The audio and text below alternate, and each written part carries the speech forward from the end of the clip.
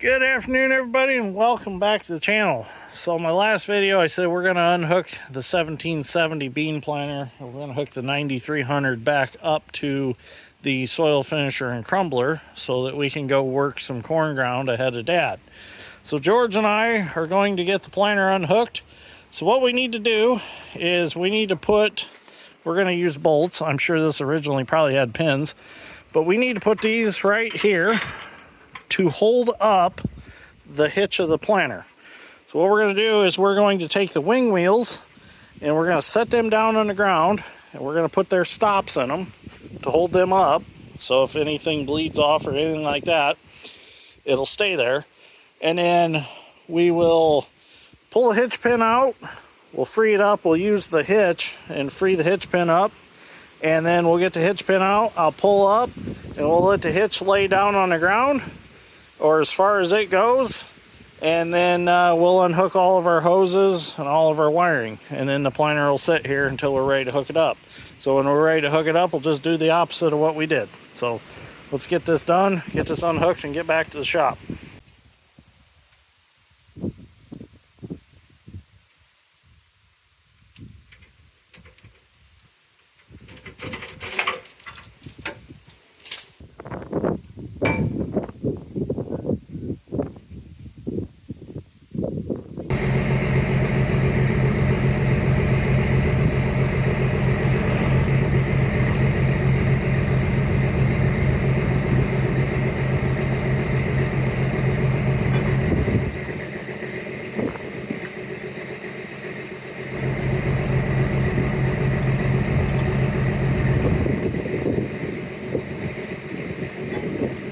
Get our safety stops put in.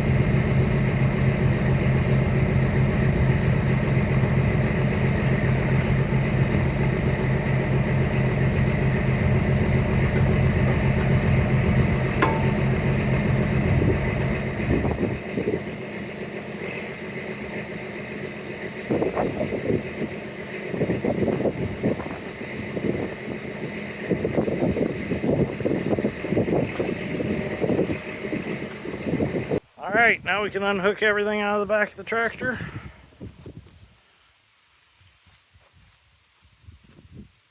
You know what, let me grab some zip ties and mark those, because these never got marked on this yet. So unfortunately, I don't have any red zip ties with me, but I always like to mark the hoses towards the right side of the remote with a red zip tie, which means red, and that means they always go in that side, so you've always got them hooked up the right way. And usually our hoses are always zip tied in pairs, but green zip ties are gonna have to work for now. Just figured I'd do this right now. I'll just make it easier for hook up. When we hook it back up, I don't have to guess anything. The zip tie might be a little small. Yep, it is. I'll have to add another one to it. Got a black one in it. I haven't got a black one. Cut that black one off.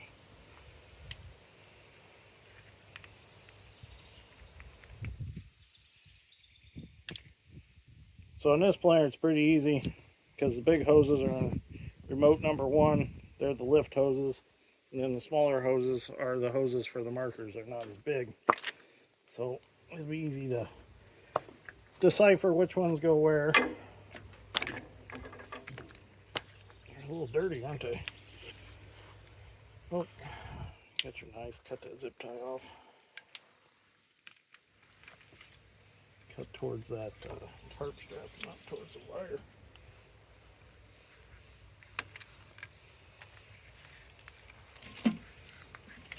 Oop. I need to redo some things on this. I don't like how all this is such a wad. Unplug that.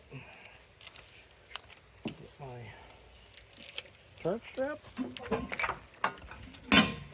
And I'll go ahead and I'll pull my monitor wire and my full box wire up in the cab for now.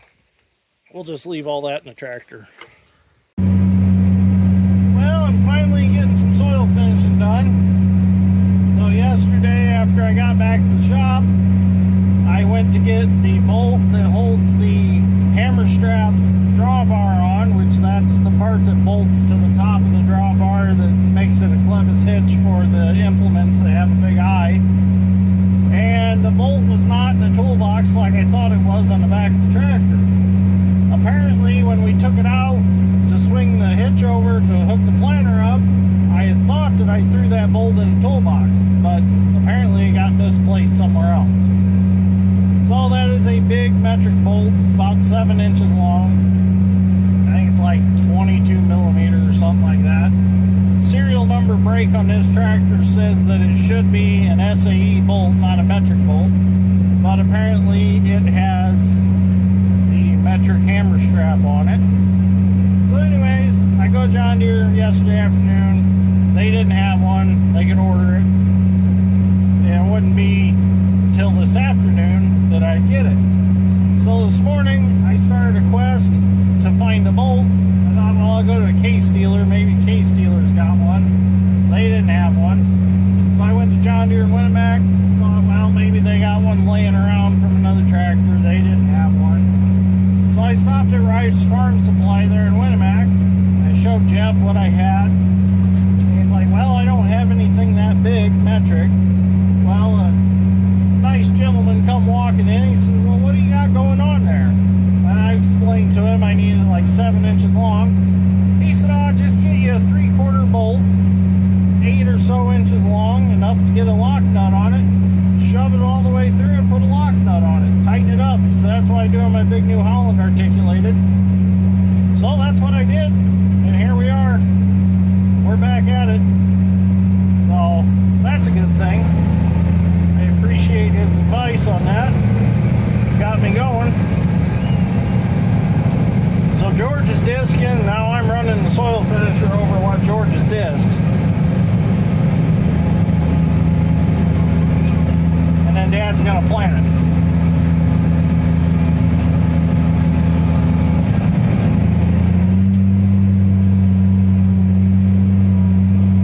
And I just got pictures a little bit ago. I am an uncle again. My sister had a beautiful little boy. So Dad's probably going to leave early to go check the baby out.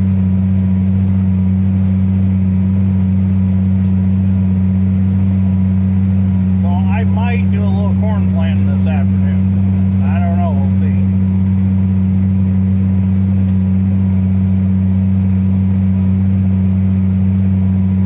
Get some groundwork first.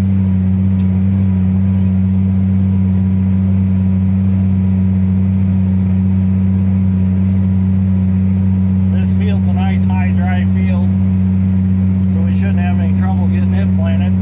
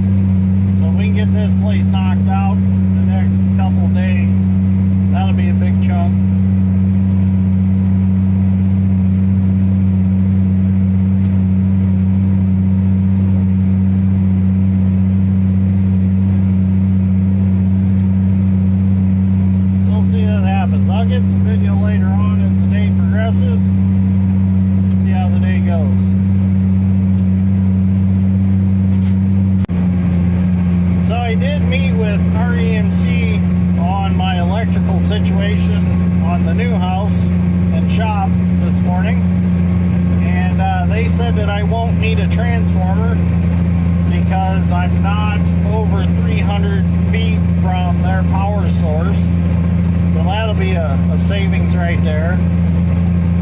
But they still want to run 300 feet of wire and put up an put their meter on an H panel, which I have to build the H panel and all that. But that's okay. But the nice thing is the 300 feet of wire that they have to run to my H panel, they're responsible for. I have to pay for them to install it. But if there's ever a problem like a lightning strike or something like that, that's their responsibility to fix. So that's kind of a nice thing in a way.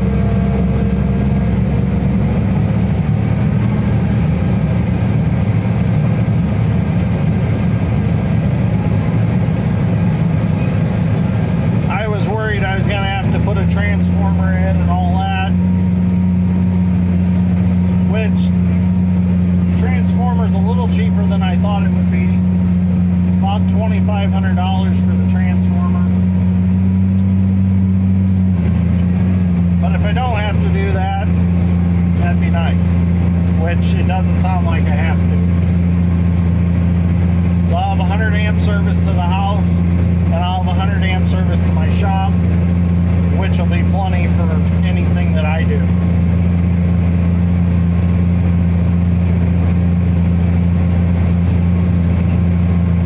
Still waiting on NIPSCO to find out what I got to do for gas.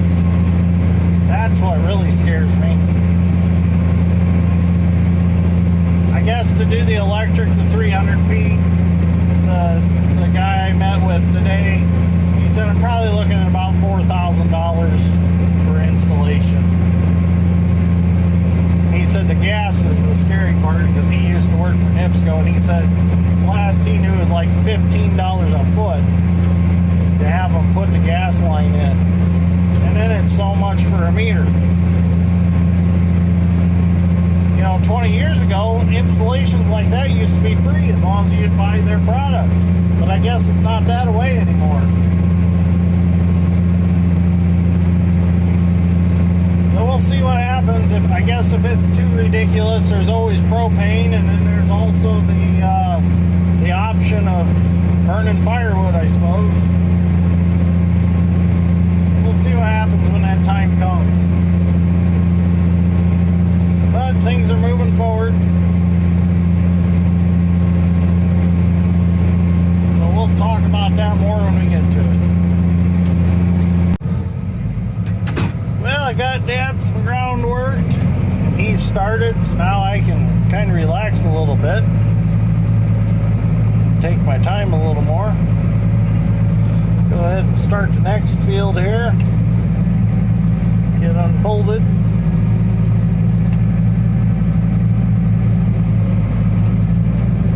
There we go.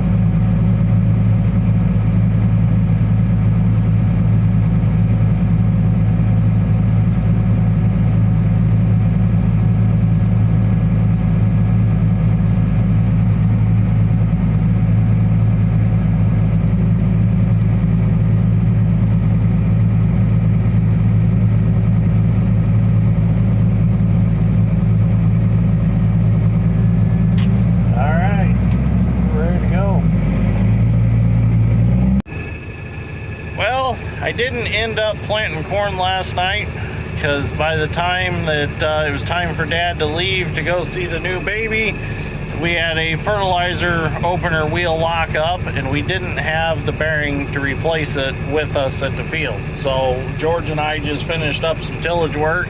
We've got all this ground right here all worked, ready for Dad to plant. George is over there in that farthest field to the west over there. He's gonna work that, and then Dad can plant all that. So George and I kind of switched roles here. We got some wet ground that needs dried out, and I told George I would take care of it because he was a little worried about getting the tractor stuck. I'm not. So I'm gonna go out there with the 8650, the 30-foot 496 Case IH disc, and I'm gonna try to get that broke up so it'll dry this afternoon. and then hopefully maybe by the weekend we'll be able to plant it. We'll see what happens. So let's get started and see if we can keep from getting stuck. If we get stuck, it's okay. I've got one of the big blue tow ropes with me, so we'll get out one way or another. We got two big tractors here, so we'll see what happens. Well, let's give it a shot. A lot of times, if you can just get the crust broke, it'll dry out pretty quick. We're gonna go right down through the middle here.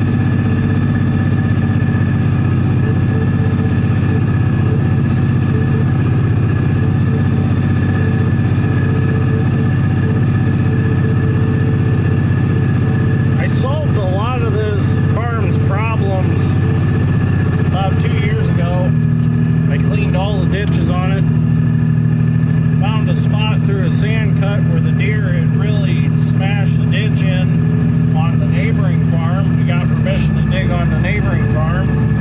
I got that dug out, and I dropped the water on this farm significantly. And then I cleaned all the ditches here, and we had some pretty good luck with it. Well, now with all this rain this year, it's just back to being miserable.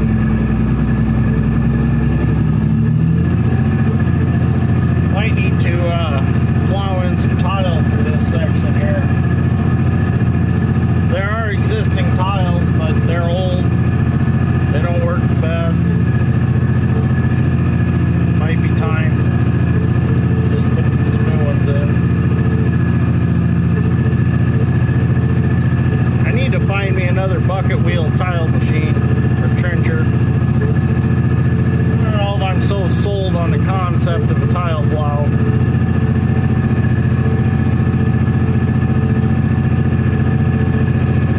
I like the old bucket wheels because they're like using a circular saw through plywood.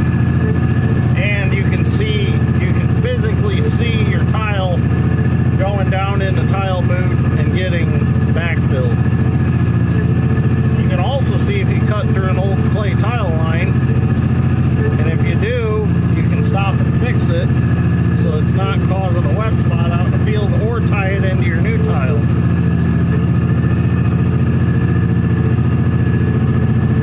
Should have never sold the one we had.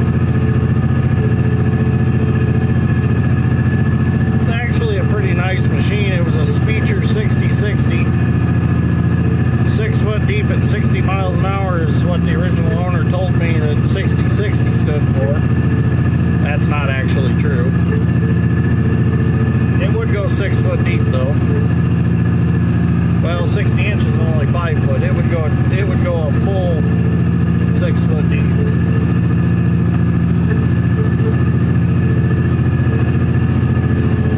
We're getting it broke up. We'll get some aeration in the ground.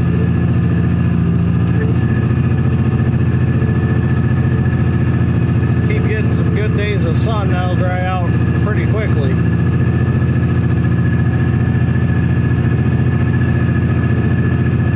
Get a little breeze too. If we got some breeze, that would really dry it out.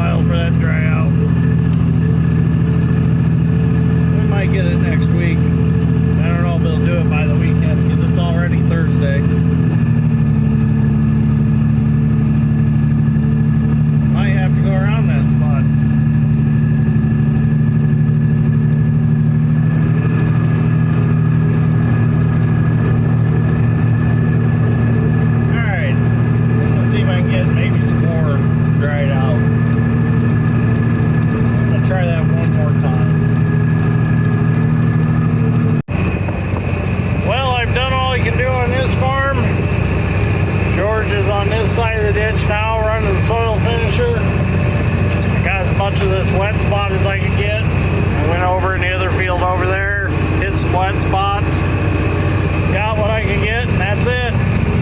So now I'm going to head down to Madville, go behind the elevator in the elevator field, try to get that worked. Then I'm going to run down to Francisville and I'm going to work that field. We got 80 acres between the two, and get them prepared for corn. Be nice to get them worked and ready, and Dad can get down there and get that planted. It'll be done down there totally. I got all the beans done, we just got to get the corn done. So, gonna go on a little road trip here for a little while.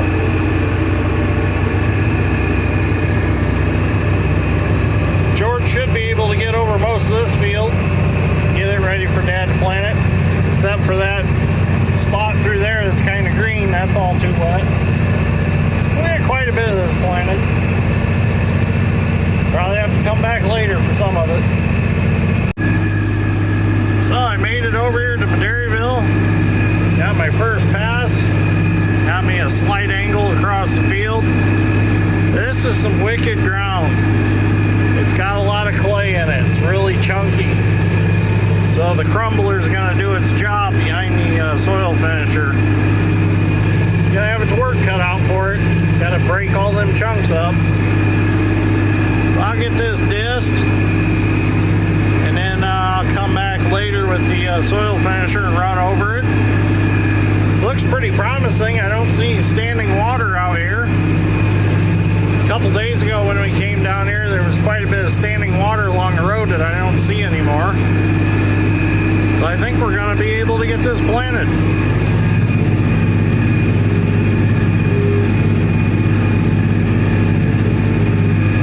You can definitely tell the disc is back there in this ground.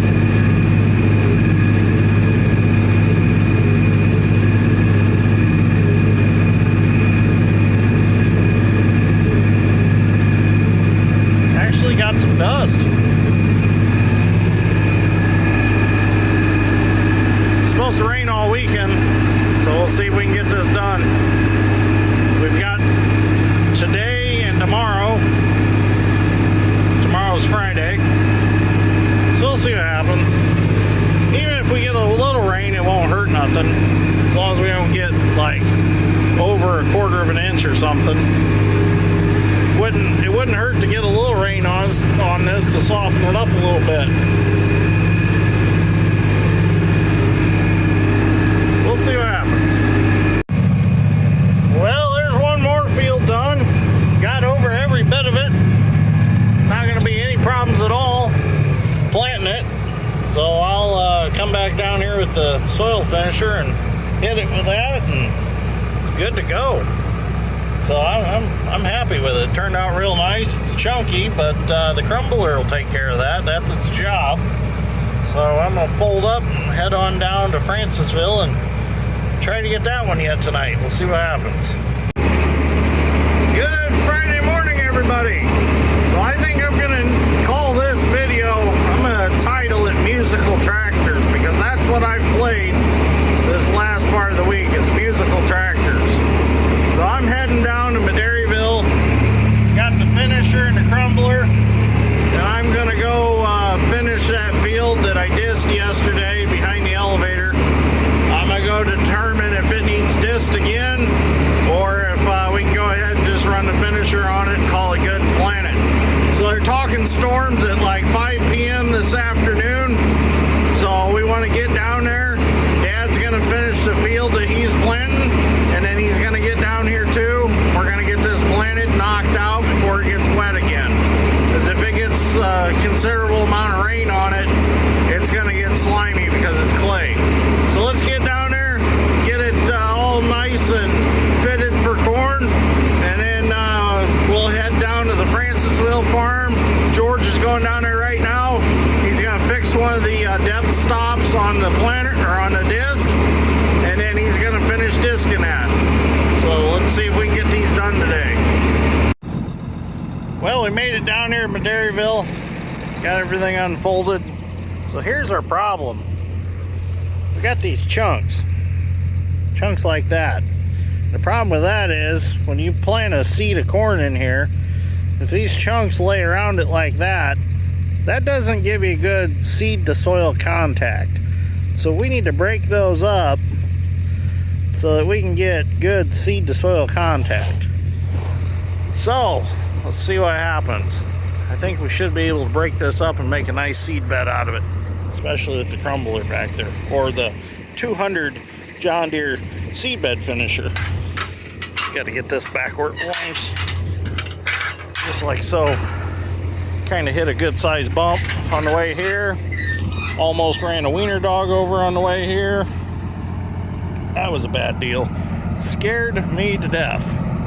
Alright, let's get at it. Well, so far so good.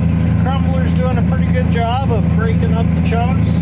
The only problem I've got is I just disced it yesterday, so it hasn't dried out an extreme amount. So it's kind of tough to see the last pass. You gotta look for the marks from the crumbler. If it would have laid here for 2 or 3 days, it would have been a little more definite. Because each pass I till up moist dirt, and then it gives you that definite line. But it'll work. It'll be all right. By the time Dad comes through with the planter with the down pressure set, the rodents are going to break the remaining chunks up, and we'll get some good seed to soil contact. closing wheels will break it up a little more even. So I think it'll be fine to plant it. It's just some tough dirt on this field. It'd be nice to be pulling 2 crumblers or like a brilliant crow's foot packer or something. It's really what them are intended for, the crow's feet, or to break that up. Some guys call them sheep's foot rollers. I look at the sheep's foot roller as a tool used for excavating purposes, for breaking up clay. You typically see them pulled behind a dozer, and usually they're not very wide at all because they're heavy. In the farming side of it, I call it a crow's foot. Because usually crow's foot rollers are just as wide as soil finishers and things like that.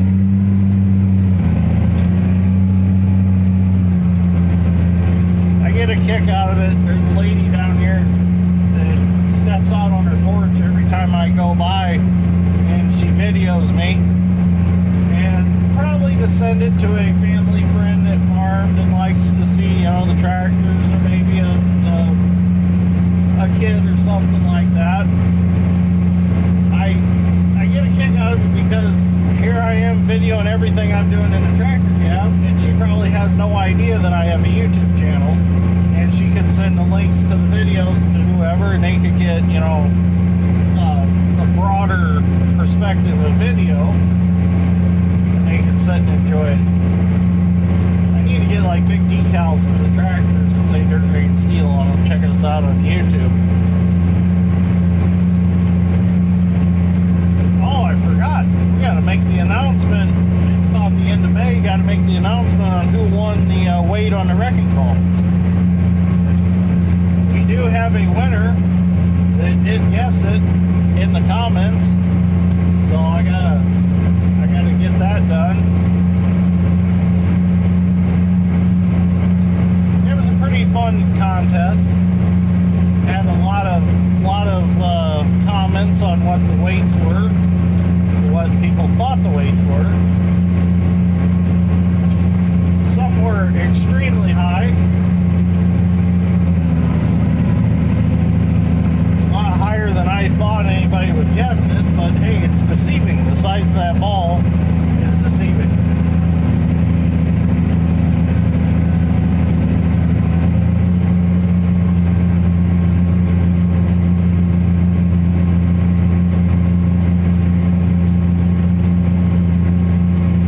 It's a little bit rough, so I gotta go a little bit slower out here.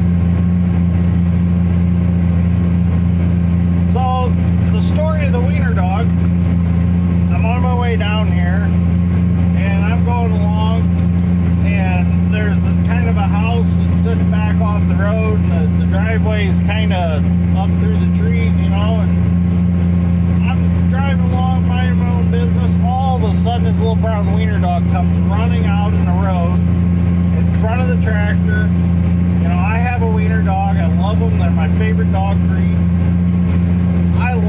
I hit the clutch, I locked this tractor up, and I swear the tires scooted on the road. I locked it up so hard. Everything that was in the back of the cab ended up in the front of the cab against the windshield, but I didn't hit the wiener dog.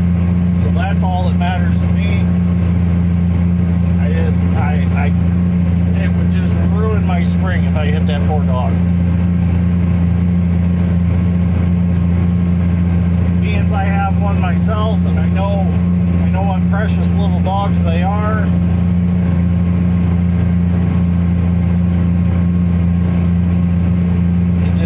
It would break my heart if I run one over.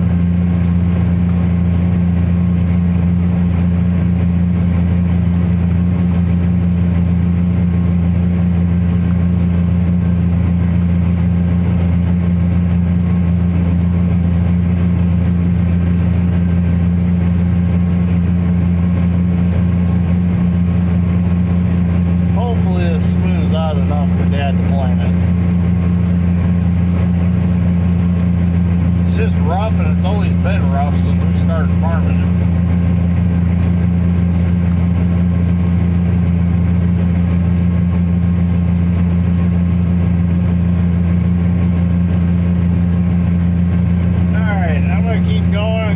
video later on. I don't want to bore everybody to death with just the same thing over and over.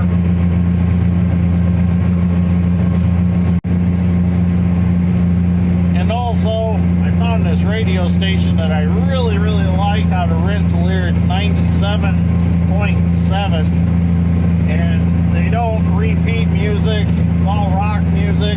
No Taylor Swift. Can't stand Taylor Swift. I'm sorry if I got Taylor Swift fans, but that lady just drives me crazy. She's an idol for no reason, and just I can't stand her music. I can't stomach it. It's just constantly how guys did her wrong, things like that. Just really bothers me. So I like to find radio stations where she don't exist. And you know, you got some of your country stations that play her now. You've got your pop stations that play her now because she's got such a broad spectrum of music. And I can't deal with it. So I'm trying to find radio stations where she don't exist. And this radio station out of Rensselaer, I've been loving it. Well, I'm hoping I can find it on iHeartRadio so I can listen to it all the time. But they play a blend of your classic rock all the way up to your newer stuff. You know, they got AC/DC, Guns N' Roses, you know, all kinds of the good stuff, the stuff that I enjoy listening to. So, and I thought it was kind of funny. Viewer the other day, I'm a big Jerry Reed fan, so some of my shorts have Jerry Reed's music on them, you know, and it was the Hard Times song. Viewer commented, your dad probably had that on 8-track. Well, my dad listened to a lot of different things, you know. He was a big Whitesnake fan. Slide It In was one of his favorite songs, you know, so he listened to all kinds of stuff, you know, working at a Ford dealership, you know, all the mechanics in there, they're all kind of seemed to be guys that were rock guys, things like that. So he listened to a broad spectrum of music. Me, I like to listen to just about everything. There's, you know, I like some rap, old school rap, you know, country, the rocks, classic rocks, the modern rocks. And, you know, music it's something I like to have all the time. I wish I could have music on during YouTube videos, but due to copyrights, you can't. So that's why I have to shut the radio off every time I make a video.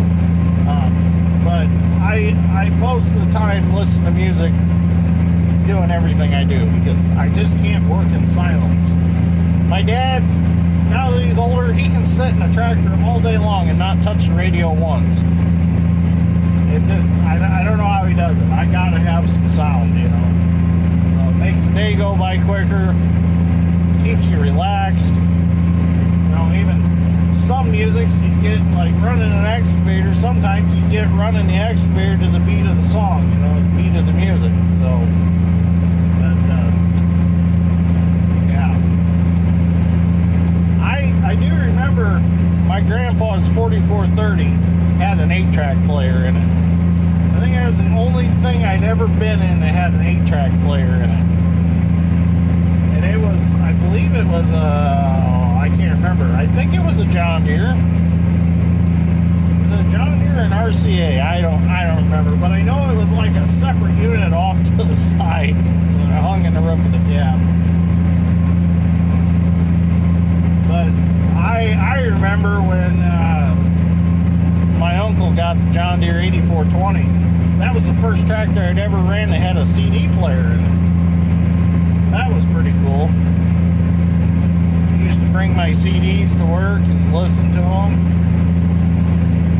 My friend Kevin that I used to work with, he was big into making his own CDs.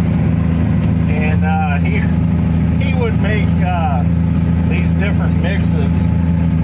And I had one called Mint Chopping Mix that he made for me. That one was kind of funny. It was all like AC/DC, Guns N' Roses, things like that. I don't know, he just put a bunch of random songs together, wrote on the Wrote on the CD mint chopping mix. I don't even know whatever happened to that CD. I haven't listened to a CD in so long. Now everything's digital. I do like records though. I've got like C.W. McCall on record. I've got Jerry Reed on record. I got a record player at home. I'll listen to them once in a while. I just really enjoy music. Alright, let's keep going. Well, I'm down to the last little bit here in the corner of this farm. Dad got here with the tractor and planter, and I see Scooter over there burning seed bags. Well, that just breached the contract on this farm. It said in the contract, no burning on the farm. I don't know whose idea it was to put that rule in there, but yep, Scooter just lost us a farm, I suppose. He's a pyromaniac of some sort. He's got to burn the bags everywhere we go. But that's better than dragging them home and piling them in the hoop building like Dad used to do all the time, and then burning them at the end of the season. I don't know if he just liked to have one big bag bonfire or what, but bags add up. Especially back when we used to get bagged soybeans. We used to have massive piles of bags laying around. Well, I guess we're turning them into fertilizer by burning them in the field, I suppose. Alright, this is turning out real nice. All done here. As you can see, it's still chunky, but not nearly as big of chunks, and there's a lot more fine stuff in there. So we'll come over here where Dad's made a pass already planting. Looks good. Enough fine stuff in each row that it'll good seed to soil contact. Looks pretty good. Here he comes right now.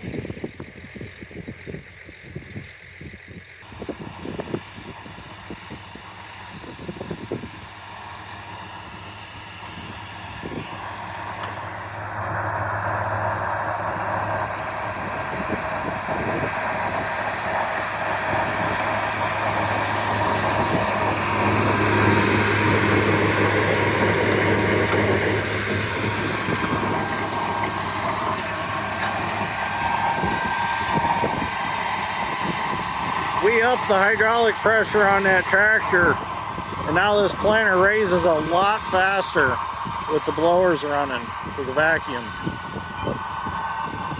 It was only at like 1900 psi, and it's supposed to be at around 2450, no more than 2500. So now we set it to 2450. It raises a lot quicker now. It's a pretty simple adjustment. It's just a set screw on the hydraulic pump. It's a little hard to get to.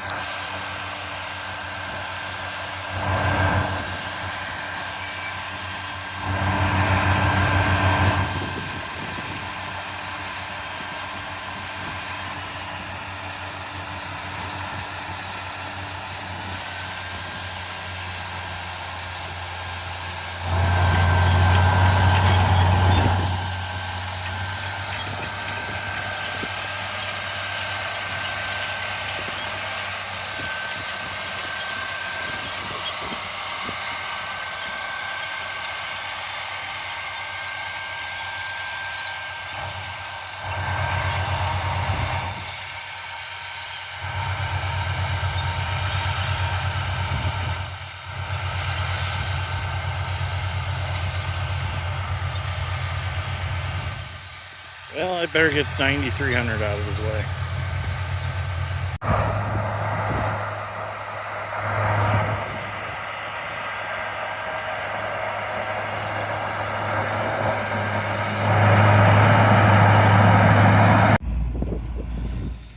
Well, Dad needs some more liquid fertilizer, so we're going to fill him up.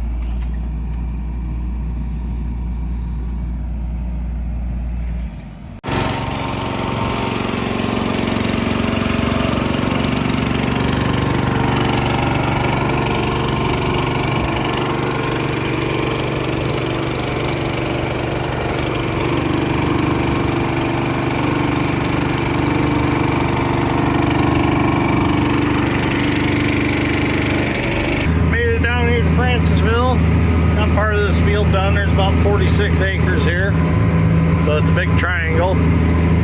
Working on the long rows right now. They're probably about a quarter-mile long, fairly long rows, but they get down to like 100-foot long over there because of the ditch that runs through this farm. And you can see it's starting to rain. Got some storms coming. They weren't supposed to be here until 4 o'clock. It's only like 3:20, so they're a little bit early. Dad's still planting, so hopefully you can at least get that field planted. I know I just talked about how we turned the pressure up on the 4955 to give it more hydraulic pressure. Well, we filled him with fertilizer. He went to take off planting, went to put his marker extension out, folded it out, went to drop the marker, and oil ran out of the end of the tube, the square tube that the marker extension is. It blew a hose out for the marker. So we had to fold all that back up, get the hose out, change the hose out. We had to run to town to get a hose, so that meant running all the way back to North Judson because there's nowhere to get a hose in Madville. So while we were there, we ate lunch and come back, threw that hose in, got him going again. So he's going. We'll see what we can get done. I doubt that we're going to get this field planted today, but we'll see what happens. Really, I could have probably just got away with just disking this one. But soil finisher and crumbler makes it so much nicer. Firms it up a little bit. Smooths it out some.